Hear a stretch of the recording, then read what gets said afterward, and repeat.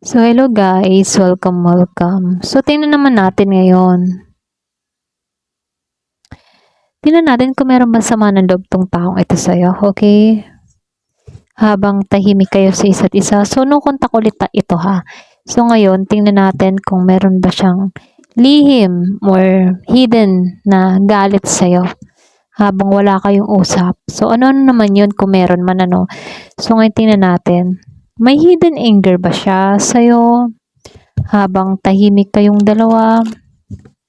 Give you the message. May hidden anger ba siya sa'yo? So, be open-minded kasi hindi to halos lahat makaka-resonate.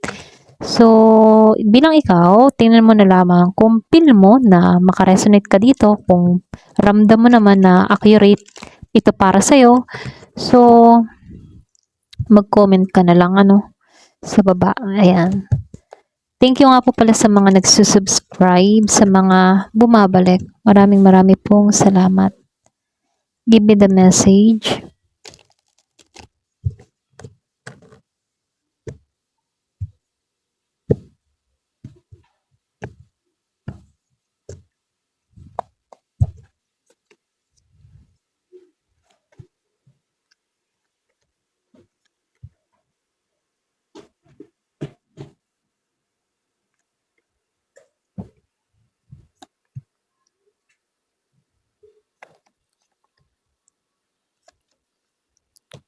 Meron na nakikita ditong fire sign, Aries, Leo, Sagittarius.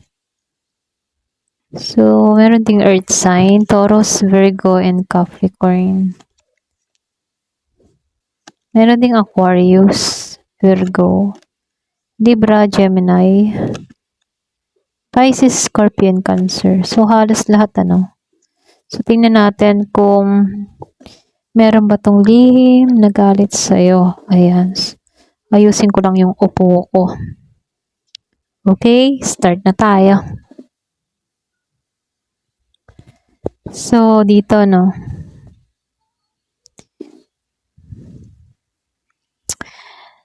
Five of Wands reverse and the Six of Pentacles upright. So, dito, meron ako nakikitang tension sa inyong dalawa. Para bang hindi kayo nagkaunawan dito. Nakikitaan ko lang dito, hindi ba nailabas ng maayos yung nararamdaman. Imbis na makipagtalo to, para bang umiwas na lamang siya. Para bang hindi niya naisabi yung totoo niyang feelings, yung kanyang emosyon. So, meron lang ako nakikitang taong umiwas na lamang kaysa makipagtalo pa. Ganon. So, dito, pero may bahagi sa kanya na gusto pa rin niya ng balanse at pagiging patas sa inyo rito. Kumbaga, hindi naman to yung card na matinding galit. Hindi naman ganon. Para bang mas gusto lang ng tao na to na maayos yung sitwasyon ninyo. Kasi kaya ganun siya, Dito sa Seven of Wands reverse, pagod na to sa away Pagod na to sa bangayan. Pagod na siyang ipaglaban yung sarili niya or depensahan yung sarili niya. Pagod na siya sa ganun. Para bang sumuko na siya kaysa magalit ng hayagan. Ganon. Para bang ang itong tao na to, wala din naman mangyayari. Hayain na. Kung ano yung paniniwala mo, di yun. Ganon. Hindi niya dinedepensahan yung sarili niya. Ganyan. So, dito, mayroon kasing disappointment Para ba nagkaroon ng pagkawala ng pag-asa dito? Ito kasi yung nagpapakita na nakikita ito bilang isang malungkot. Para bang lungkot yung nararamdaman niya dito. Para bang frustration kaysa puro galit. Yun yung nararamdaman ng tao na to. Hindi siya galit, mas naramdaman ng tao na to yung lungkot. Okay? Meron siyang mga naiipong yung isipin, ganyan, na gustong lumabas. Para bang ito yung nagdudulot ng iritasyon dahil matagal niya nang kinikim-kim to Pero ganun pa man Queen of Cups. Meron tong dito. malalim to ha. Para bang meron siyang emosyon dito. Pero kahit may mga ganito siyang kinikim-kim ano, may bahagi sa kanya dito ng care pa rin, yung caring pa rin siya sa'yo, ganon. Para bang hindi naman to galit talaga sa'yo, no? Lumalabas dito, meron pa rin siyang care, kahit meron kayong mga pinagdaanan dito, kahit meron siyang sama ng ayan, pasensya na. Meron pa rin siyang ano, pag-aalaga sa'yo, ganon. So, nakikitaan ko lang dito sa Six of Swords and Ten of Pentacles. Nahirapan to ha. Nahirapan din to mag-move on. Nahirapan din tong tao na to na tuluyang bitawan ka. Yung mga nangyari sa inyo, nahirapan din siya doon. Para bang paulit-ulit na binabalikan ng tao na to sa isip niya yung moment ninyong dalawa. Meron siyang pagkadismaya dito tungkol sa kanyang stability, yung commitment. Para bang hindi niya inaasahan na ganito yung direksyon na mangyayari sa kanya or yung connection nyo. Hindi niya akalain na ganito yung kahihinatnan. Pero meron dito mga katotohanan, ano, meron siyang sama ng loob na gusto niyang ilabas pero maaaring hindi pa rin niya masabi yung sama ng loob niya. Pero dito, no, hindi talaga to ganap na masaya sa kasalukuyan na sitwasyon niya ngayon. Meron siyang emotional dissatisfaction. Hindi siya satisfied sa mga nangyayari sa buhay niya ngayon.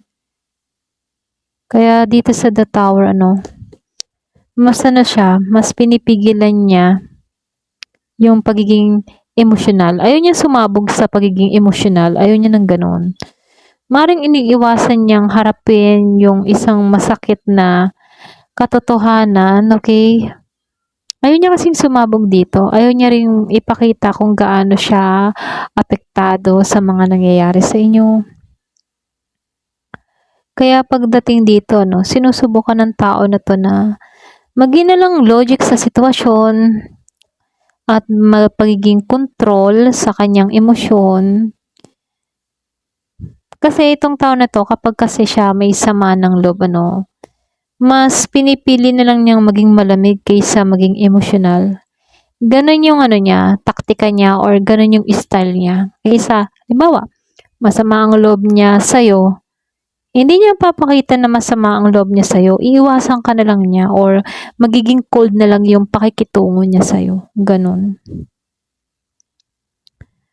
So, lumabas si Hermit and the Sun reverse. Talagang nagsadya tong mag-retreat sa connection, ano. Kumbaga, nag-retreat siya. Pwedeng tahimik siyang umalis sa'yo, okay? Pero nakikitaan ko dito, nasa process naman siya. Kumbaga, nag-iisip din naman tong tao na to. Ayaw niya kasi makipag-away, ayaw niya ng gulo. Kaya, halimbawa, magkaaway kayong dalawa, no? Imbis na makipagbungangaan, makipag-debate sa'yo, mas pipili na lang ng tao na to na alisan ka. Halimbawa, maingay ka, aalisan ka na lang niya. Ganun. Hindi ka niya harapin. Ikaw ay lalayasan na lang ng taong ito. Ganun ang style nito. Pero nakikitaan ko dito, malungkot to. Okay? Pakaramdam niya may kulang sa kanya. Hindi siya masaya sa mga nangyayari sa kanya. Merong mga bumabagabag sa buhay niya. Ganun. Para bang mayroong bumabagabag sa loob-loob niya. Pero dito sa Eight of Cups, pero hindi pa siya na ganap na tinalikuran ka. May emotional siya na attachment, pero pakaramdam ko dito, no, sa Eight of Cups, unfinished feelings, ganun, hindi pa tapos yung emosyon niya, yung nararamdaman niya. Pwedeng lumayo muna, nagpapalamig, or nag-iisip-isip, para bang sabihin natin na binabalanse yung sitwasyon. Pwedeng mainit pa kayong dalawa, kaya mas lumayo muna para lumamig-lamig ng kaunti, mga ganon. So, lumalabas din dito, no, Meron 'tong mga salitang hindi niya nasabi.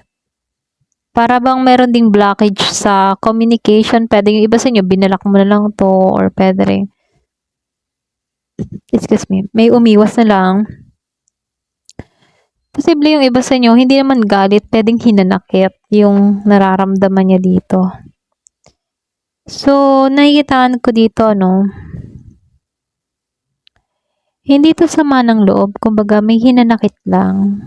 Puwedeng meron siyang nakatagong frustration, hinanakit na nakikita rito sa mga card ano. Pero hindi kasi lumalabas yung matinding galit, hindi naman gano'n.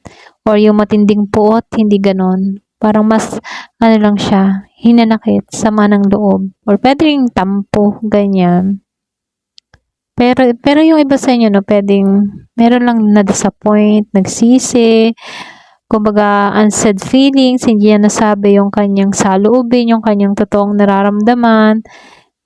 Puwede rin sabihin kahit alam ng tao na 'to na kahit sabihin niya yung totoong nararamdaman, hindi mo siya paniniwalaan, mga gano'n. Kaya mas nag-back out na lang 'tong tao na 'to, mas lumayo na lang 'to kasi alam niya naman na kahit ano yung sasabihin niya, hindi mo pakikinggan, gano'n. Kaya mas umiwas na lang 'tong tao na 'to. Okay, para bang nasaktan 'to, nadismaya kaya tumahimik na lang. Kaysa magalit or magtanim ng puot sa kanyang puso, mas nilayasan or mas lumisan na lang 'tong tao na 'to. Kumbaga, nakikitaan ko dito na, alam mo 'yun, yung tipo na, um, meron lang 'tong kimkim na sama ng loob. Ito lang yung nakikita ko. May sama ng loob sa'yo.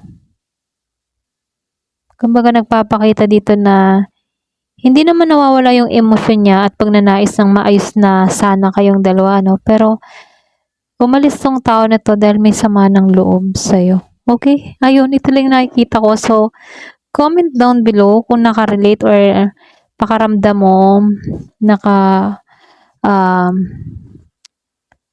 yung mga tipo na tinamaan ka, okay? Ayan, so comment ka. Ayun, hanggang dito na lamang po. Thank you for watching. Love and peace.